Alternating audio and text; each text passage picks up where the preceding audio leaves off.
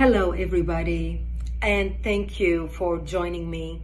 My name is Brigitte Gabrielle, and I wanted to share with you my story. I realized yesterday when I put a post about my background that many of my new followers and people who know me as a political commentator who's always commenting on political events and current events, that a lot of people have no idea about my background and why I am so passionate speaking the way I speak. But let me share with you my background, and you'll understand where this passion comes from, and why this week has been so difficult for me watching what's happening in the Middle East. You see, I was born and raised in Lebanon, which used to be the only majority Christian country in the Middle East. We were open-minded, we were fair, we were tolerant, we were multicultural. We prided ourselves on our multiculturalism. We had open borders. We welcomed everyone into our country because we wanted to share with them the westernization which we had created in the heart of the Middle East. Lebanon became Paris of the Middle East, banking capital of the Middle East. Unfortunately, all that began to change when we accepted a wave of refugees into our country, people who did not share our values, but wanted to use Lebanon as a launching pad to kill the Jews and drive them into the sea. Lebanon was the only country in the Arabic world that accepted the third wave of Palestinian refugees. When they came to our country, they wanted to destroy our country. They ended up destroying our country.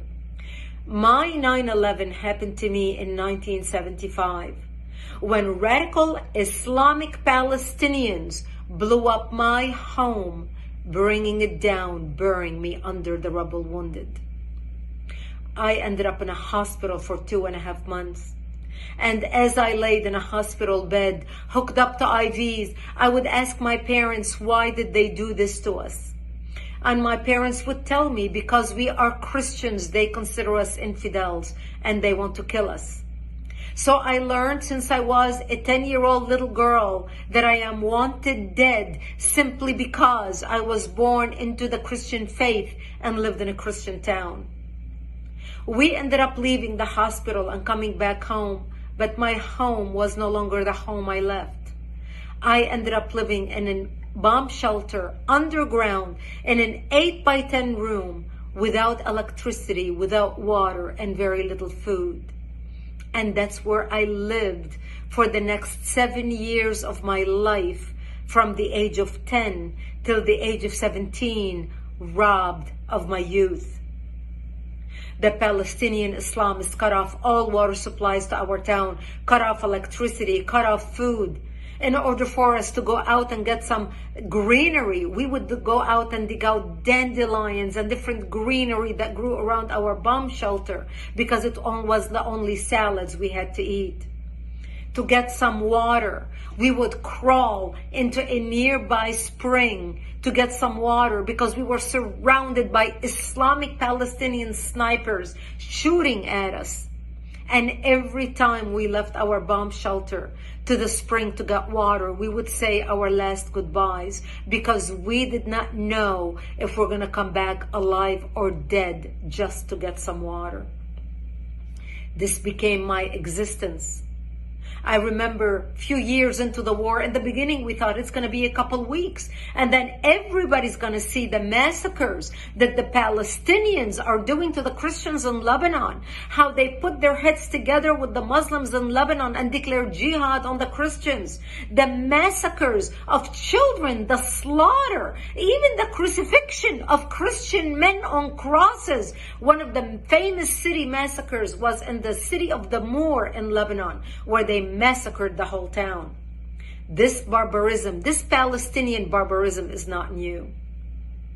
My father would say, all the Christian nations are going to wake up and see what's happening to Lebanon, to the Christians, and they're going to come save us. But nobody came and the world forgot about us. I remember 3 years after living in the bomb shelter, I was 13 years old, and one of our militia, one of our Christian friends stopped by. And he said to me, Brigitte, we heard a lot of chatter on the radio, and we believe tonight we are going to be slaughtered. And he said, if I don't see you tomorrow, I wish you a merciful death. and he left. And I remember at the age of 13, dressing in my Sunday best, my Easter dress, because I wanted to look pretty, because I knew that when they come to slaughter me, there would be no one to bury me, and I wanted to look pretty when I'm dead. And I remember my mother combing my long black hair as I sobbed, begging her, I don't want to die. I'm only 13 years old. Please do something. I don't want to die. And there was nothing my mother could say to me.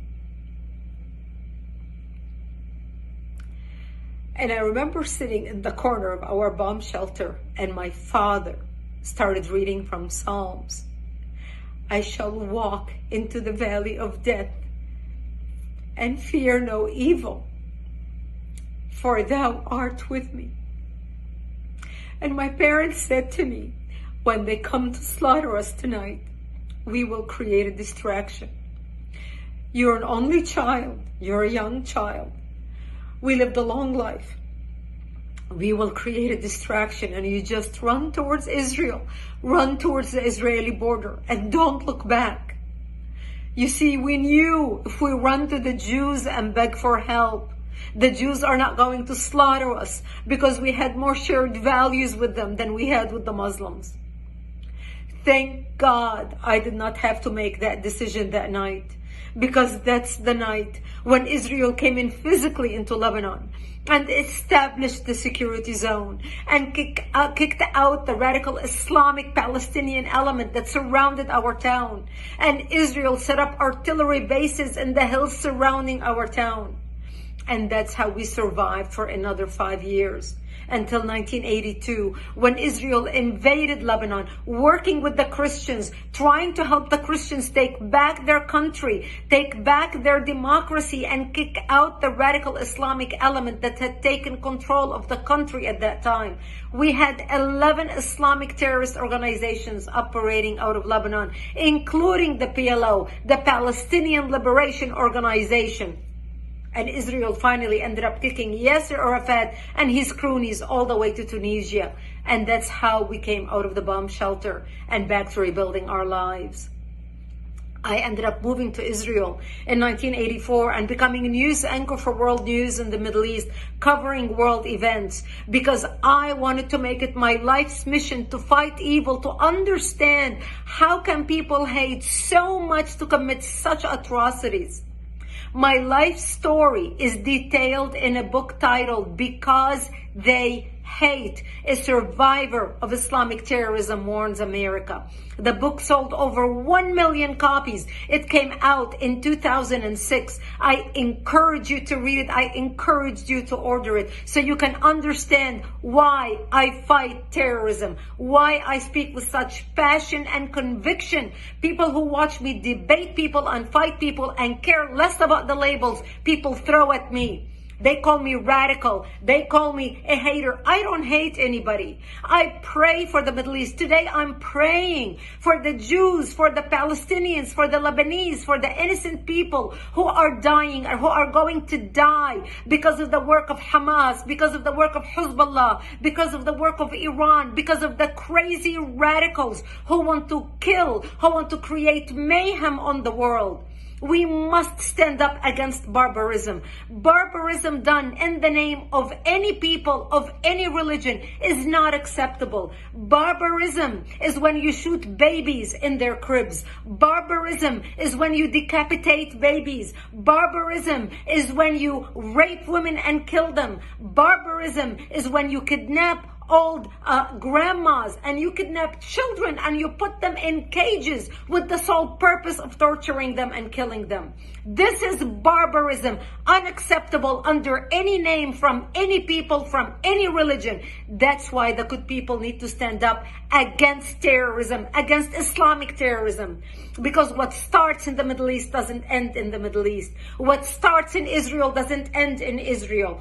This is a war against between barbarism and civilization. This is a war between democracy and dictatorship. This is a war between goodness and evil. We either win or they win. We need to fight to win. We need to stand up with Israel to win. This is our fight and we must win it.